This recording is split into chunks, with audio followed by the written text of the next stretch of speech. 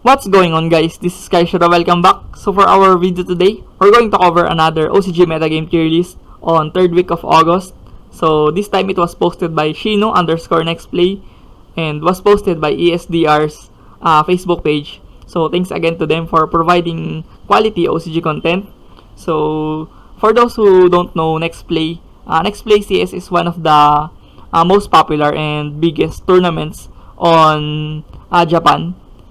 I think it is a tournament store that provides a regular tournament, and there's a lot of good players and very excellent players that plays on the Nextplay CS.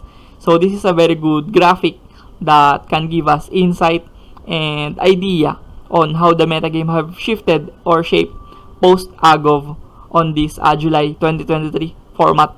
So as we all know, AGOV introduced a lot of really nice cards on the list. We have the Horus, and we also have Sinful Spoils, and it also gave some support to Pendulum Magician Odd Eyes. So it is a very strong set that gave some adjustments on our metagame shape. So without further ado, let's get started. At first we have D tier. At first here we have Phantom Knights. So I assume this is Phantom Knights Mekango because there's not much of Phantom Knights top alone on our metagame right now. It is always with Mekango. The thing with Mekango is it always give them more line of plays using the Mekango engine. They can utilize them to extend their plays, and also if they got interrupted, they have more leeway to express and do some line of plays using the Mekango, and it also gave them a good going second boost on providing going second capability using the Mekango cards towards these Phantom Knights. But the thing that makes them viable on our metagame tier list here is because of they can successfully summon and consistently summon Rongominad.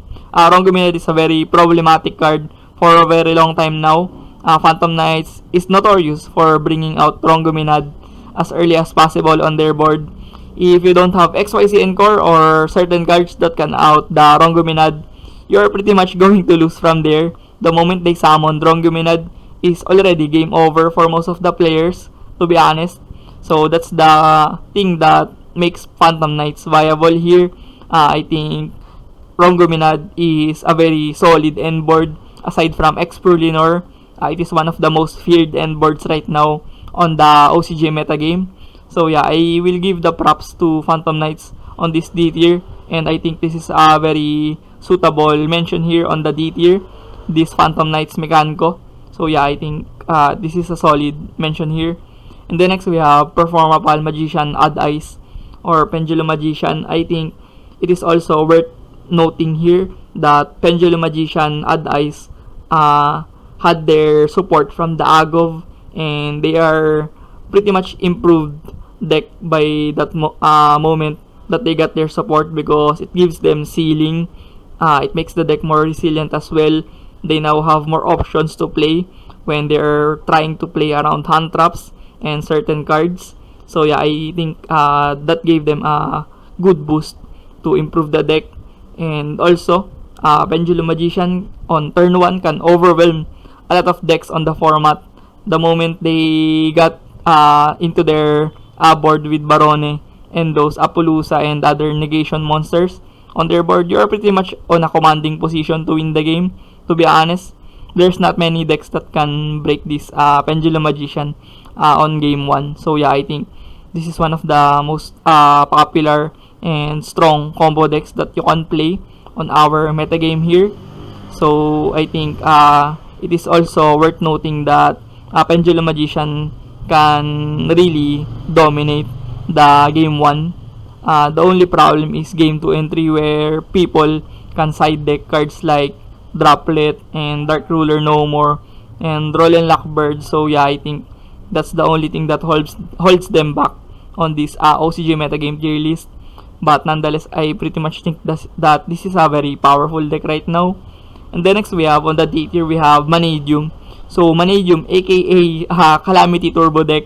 The sole reason why Manadium is here is because they can consistently bring out Calamity on their board most of the time. and Calamity is also a skip turn. Many decks doesn't have play around on dealing with Calamity. The only problem of Calamity if they are playing against a back row deck like Dynamorphia, Eldritch, Subterror. Those only are the matchups that Manadium will tend to struggle. But other than that, Calamity Turbo is skip turn, is a threat to most of the decks here on this metagame tier list. There's nothing that can beat that Calamity Turbo when they went first and they are not interrupted. I think it's one of the most toxic interactions right now on the game with Manadium, and there's a lot of decks as well that uses the Calamity. You have the Adventure, Sinful Spoil, Synchron that also does the same thing but less consistent, unlike Manadium. So yeah, I think Calamity will get banned on the following ban list that we may get soon, and also Centurion will also abuse the Calamity line of play using the Crimson Dragon. So either Calamity gets banned or Crimson Dragon will get the ban hammer on the following ban list. But we don't know. I think Konami will sell Centurion to players before they hit the Calamity or Crimson Dragon. But other than that, I think Manadium is a pretty solid mention here on the D tier. 1 card, 2 card combo most of the time that can give them a good board with Crimson Dragon and Calamity, and also Barone and Bestial Dispater. So this is a pretty solid combo deck as well on this D tier. If I'm going to make adjustments on D tier, or if I'm going to make this D tier list, I'm going to put Salamangreat here on the D tier, to be honest, because I have seen Salamangreat tops lately. They are very consistent on topping since the July 2023 OCG ban list, and I think Salamangreat is also worth mentioning here on the D tier because it is a very good mid-range deck. It can play a lot of hand traps on the deck, and it can also successfully bring out Raging Phoenix with trap cards like the Roar and Rage oftentimes, and also it can really OTK easily using the access code and the Splash Mage and Update Jammer, those line of play. I think Salamangreat is a really solid deck here on the D tier. And then moving on the C tier, we have Unchained. So Unchained for me is a very underrated deck. I think Unchained is one of the most underrated decks for a very long time now because not many players play this deck, to be honest. But that's the neat part as well on Unchained. We already know that there's not many players that are playing Unchained, but we can see Unchained tops from almost daily, to be honest. Every week you can see Unchained tops. So that speaks volume on how quality this deck is. Even though there's not many players that are playing the deck, Unchained keeps on topping on tournaments. So I think that's the reason why Unchained is here. And also Unchained can really play around a lot of hand traps. They are going to play around Droll, they are going to play around DD Crow, they are going to play around Ghost Ogre. They are pretty much not that bad against Imperm and Veiler, and only Ash and Bell can do something, to be honest, on Unchained. So yeah, I think Unchained is a very slippery deck when you don't draw the specific outs to interrupt them. I think Unchained will be a very strong deck from that perspective.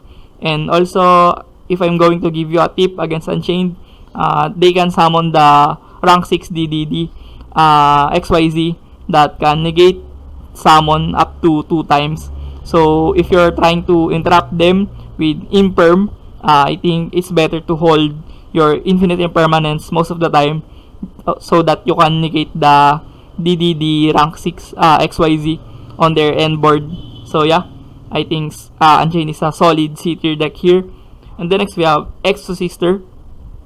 So yeah, I think Exo Sister is pretty solid here because we do have a lot of graveyard interactions here on this metagame tier list. We have the Phantom Knights, we have the Unchained, we have the Earth Good Stuff Adamant Spater, we also have Branded, and we also have Tearlaments, and we also have Sinful Spoils. So there's a lot of graveyard shenanigans that are going around on the format. So I think that's the vindication that gives Exo Sister a good fighting chance on the format because they can answer most of the graveyard reliant decks on the format. Even the roguish decks like Dragon League or Sprite Tri Brigade can struggle against Exo Sister due to their graveyard lock mechanics. So yeah, I think Exo Sister as well has the return niya that can give them out to Typhoon or the Doomsday that is very popular right now to stop 3k and up boss monsters on the field. So yeah, it is also a good part on playing Exo Sister that they have interruptions in the form of return niya. And also, Exo Sister can play Shifter on the main deck all of the time. So yeah, it can really hurt a lot of decks here like Phantom Knights, Branded, Earth Good Stuff, and then even Purely and Tier Elements will also struggle against Shifter. So yeah, I think Exo Sister has that edge to counter many of the decks here. That's why they are on the C tier. And then moving on, we have B tier. We have Horus, another late introduction on the July format from the Agov. It also rise into popularity because there's a lot of good Horus combinations that are pretty viable in the format. We have the Tyrion's Horus that capitalizes on negations of the Tyrions on Tyrion's Regulus. And also we have Sinful Spoils Orcus Horus that patronizes their discard mechanics to get value from the Orcus cards on the graveyard. So yeah, I think it is Orcus Horus on this B tier, or rather it can be Horus Tyrions as well. But yeah, they don't specify that Horus variant here. But nonetheless, Horus is a very terrific engine to play on the format. It can bring out rank 8 monsters very easily, very consistently as well. It can bring out the Harbinger, the Photon Lord. It can also go second with the Orcus rank 8 and other rank 8 cards on the format as well. So yeah, the only problem of Horus for me is the deck is very expensive. Those rank 8 monsters that I have said earlier are very expensive to play. So yeah, I think many players doesn't play Horus because it's one of the most expensive decks here on the format. But nonetheless, I think Horus is a solid B tier option here. And the next we have Adamantipator, Earth Good Stuff, or Earth GS. Most play 60 but some play 40 as well. But I would prefer 60 just for the fact that it plays the grass. So yeah, you get so much value from resolving grass. And when you resolve grass, to be honest, on the Earth Good Stuff, I think you pretty much win the game from there. Especially if you milled half of your deck on that mill. I think it's a very commanding position to be in using the Earth Good Stuff. And also Earth Good Stuff can play around many hand traps. Imperm does nothing to them, Veiler does nothing to them most of the time. And also, it can also bring out one of the most powerful boards right now on the format. Like Pendulum Magician here and Phantom Knights and Manidium. It is one of the most notorious combo decks right now in the format. It is also very popular on Taiwan and China and Hong Kong as well. So yeah, I think Japanese players now really understands that outside Japan, this is one of the most popular decks, especially on China and Taiwan, with also Wang Chaching, the world champion 2018 and 2019, piloted this deck on the Duels Cup main event recently. So yeah, I think it speaks volume on how many players trust this deck to be able to bring the bacon for them on big tournaments. So yeah, I think this is a solid B tier option here. And then next we have Branded. So Branded has been falling off the ranks lately. I think Branded is slowly losing traction, if I'm not mistaken. Because before, Branded is a solid A tier. There's a time that many players regard Branded as one of the best decks on S tier that can go on par with Purely and Rescues and Tier Elements. But now they are pretty going down, to be honest. I don't know why is that or what is the reason behind that. But maybe players are now realizing and recognizing that there's many options that are better than branded on the format, like something like Rescue Ace or Purely. So I think they got tired of playing the deck. It's been 2021 that branded is relevant on the metagame, and even now 2023, it is one of the most popular decks right now on the metagame. So yeah, I think many players are playing this deck for far too long right now. And also Ash Blossom can definitely hit the branded on the walls, because Ash on branded fusion is very destructive against the branded. So yeah, that's only the bad part on playing branded. And also the deck can be underwhelming at sometimes if they don't throw the specific good cards. The deck can bring out a board that is very underwhelming for me, to be honest. And then moving on, we have 8 tier. We have Labyrinth here on 8 tier. I just don't agree with Runic being higher than Labyrinth, because I know that Labyrinth is one of the most played decks right now in the format. I just don't know why Runic is higher than Labyrinth. But Labyrinth is a solid 8 tier here on this list. I think Labyrinth has been pretty much on an experimental stage, because many players are still not solved on playing Labyrinth. I have said that already on my previous videos.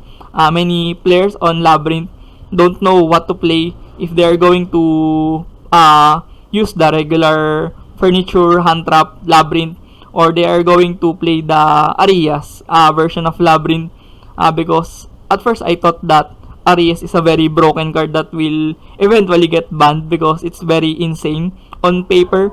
But I think I pretty much got the wrong idea on that occasion, because Arias doesn't really translated into Labyrinth success.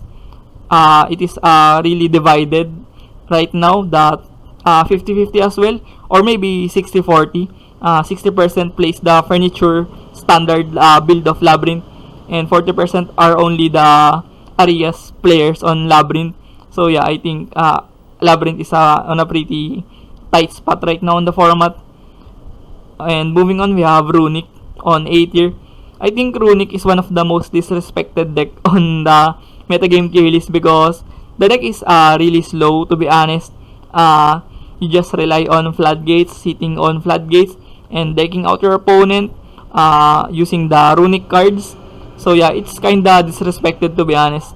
But when you disrespect the deck that can stun you or deck out you with a very convenient face, I think it's the moment that you will lose against Runic, because players now are not respecting Runic enough. They are dropping their evenly match.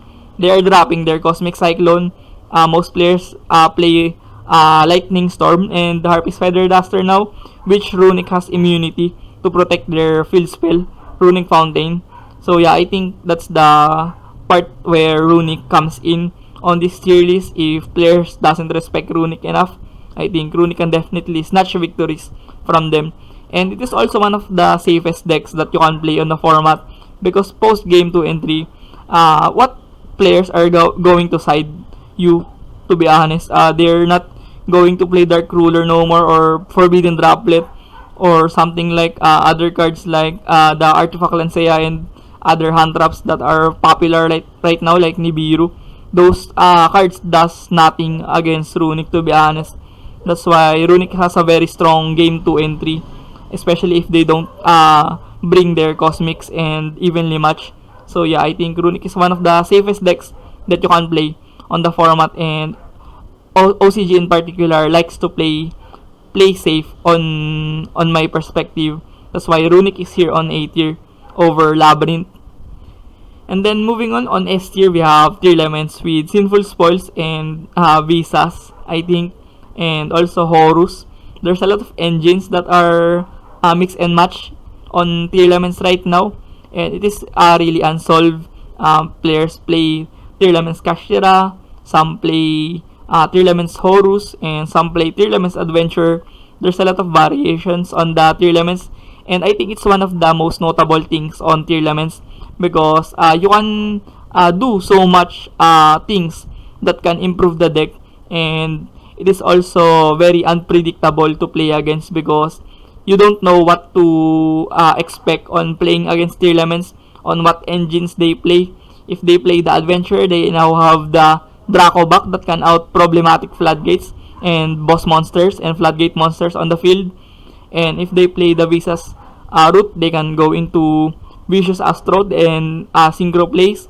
And if they play the Sinful Spoils and the Horus, they have a lot of discard mechanics on the deck, and it can also bring out rank 8 monsters, and it has also Omni-Negate using the Sinful Spoils. So yeah, I think that's the part where Telements shines.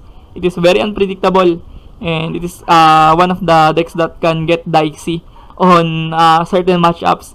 So yeah, I think I will give that props to Telements for adapting and evolving all of the time since we have Telements on the format. Telements has been a lot on many phases on the metagame for the past 4 or 5 formats now. So yeah, Telements at S tier, very solid. And then next we have Purely. I don't agree with this one being higher with Telements. I would rate Telements higher than Purely right now, but Purely is one of the most decorated decks on this tier list. Imagine Purely winning the Duelist Cup main event with Lin, and also Purely won the Japan Championship 2023 tournament with Akira Hasegawa winning with Purely. So many players and many great players know that Purely is one of the best decks on the metagame tier list. So yeah, I think that's the strong point or stronghold of Purely right now, that they are one of the most successful decks on the modern Yu-Gi-Oh right now. And I think that many players also believe that, and many players will believe the top players on trusting with Purely. And also Expurlinor on this format is very insane. There's not many decks that can out the Expurlinor board on Purely. And also Purely plays a lot of fan traps. They can play Veiler, Imperm, and then Ghost Bell, and also Ash and Maxi as well. So yeah, there's a lot of good hand traps that can cater most of the decks here on the format. You have Ash Blossom to answer Labyrinth and Runic. You have Veiler to answer Exo Sister, and you have Imperm to answer Manidium or Rescue Ace. So yeah, I think that's the advantage of Purely right now, because they can play so much hand traps on the deck.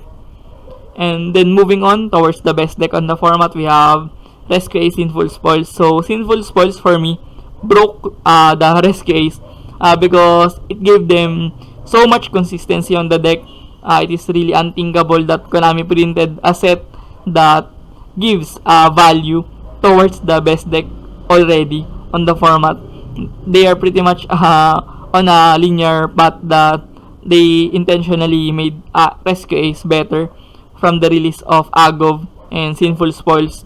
So yeah, Rescue Ace Sinful Spoils is very immense. I think that's the most consistent deck out of the all decks here on the metagame tier list. And for me, consistency is the best aspect that you can have on a deck to perform on big tournaments or tournaments in general. Because when you're consistent, you are pretty much going to do something most of the time. Even though Rescue Ace does have flaws, they are pretty much weak against sand traps. One Ash Blossom on emergency can end their turn. One Veiler or Imperm on Turbulence can spell the end of the deck. So yeah, even though they do have those problems, I think it outweighs them due to the consistency that Rescue Ace Sinful Spoils has on the current format. And also resolving Turbulence on the format is pretty much wrap for most of the decks here. Imagine setting 4 cards from the deck with just 1 card. It is one of the most insane cards to be ever printed on the modern Yu-Gi-Oh! It can also give you so much value from just resolving Turbulence. And also Rescue Ace can now be more resilient because they now have options to play to bait hand traps using the Sinful Spoils package. So yeah, I think it's clear that Rescue Ace Sinful Spoils is the best deck right now in the format. If I'm going to consider those things that I have said earlier on this Rescue Ace Sinful Spoils, So yeah, short recap. On D tier, we have Phantom Knights and Pendulum Magician and Manidium. On C tier, we have Unchained and Exo Sister. On B tier, we have Horus variants and Earth Good Stuff and Branded. On A tier, we have Labyrinth and Runic, those stun decks and control decks. And then on S tier, we have Tier Laments, Purely, and Rest Case. So thank you for watching this video. Hit the subscription button if you're not yet subscribed on my YouTube channel, and hit the notification bell if you want to get more updated on my following contents. Thank you for watching this video.